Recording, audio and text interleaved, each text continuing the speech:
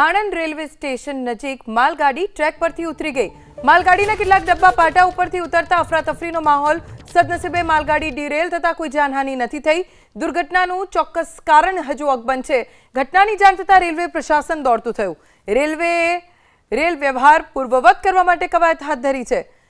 આણંદ નજીક rail derail થતા ભાગદોડ મચી ગઈ। અમારા સંવાદદાતા જલ્પેશ પટેલ પાસેથી વધુ જાણકારી પ્રાપ્ત કરીશું।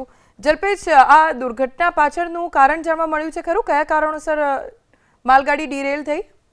જો ધ્વની, હજુ કારણ તો અકબંધ છે, પરંતુ એ સ્પષ્ટ છે કે આણંદ રેલવે સ્ટેશન નજીક માલગાડી જે ટ્રેક ઉપરથી નીચે ઉતરી છે। માલગાડીના કેટલાક ડબ્બા ટ્રેક ઉપરથી નીચે ઉતરતાની સાથે જ અફડાતફડીનો માહોલ સર્જાયો હતો ને સ્વાભાવિક છે સર્જાયા જ।